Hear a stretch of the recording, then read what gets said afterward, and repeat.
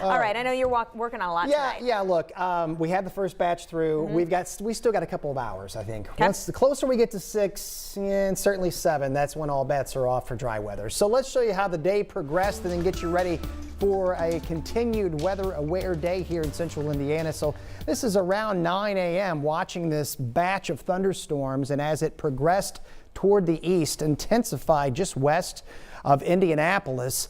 And on the southern end, we had a supercell that unfortunately spawned a tornado that did damage through Jefferson County, the town of Madison, and it went through across the Ohio River into northern Kentucky. So that was round number 1. Sometimes that can take some of the energy out of the atmosphere. Unfortunately, it was moving 50 to 55 miles per hour. We got into sunshine here. Atmosphere has recovered efficiently. So this is the zone that we've been talking, basically right through here, Monticello, Logansport, Lafayette, Frankfort, Kokomo, where we will watch for the potential for some of these little blips on radar to become something bigger in the hours ahead. We've seen a couple of cells try to develop. The one near Champaign.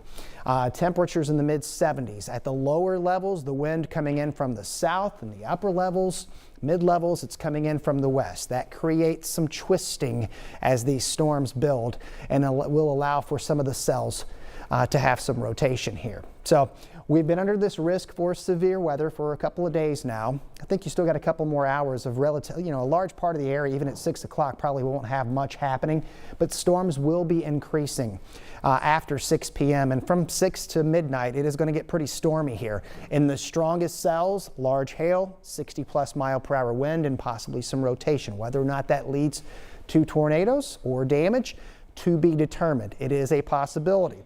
We do expect some watches and some warnings in the coming hours here. Tornado watch now is just to our west.